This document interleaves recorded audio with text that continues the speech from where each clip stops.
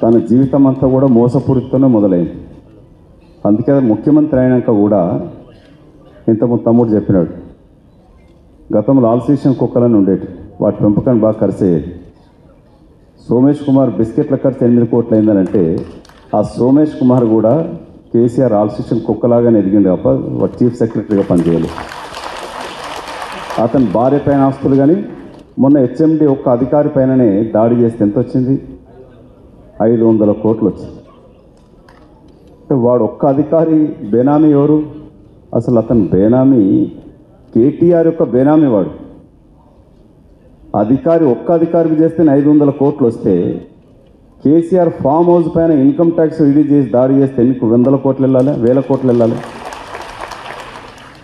CAG report వచ్చింది, CAG report. దాంట్లో Kaleshwaram project పైననే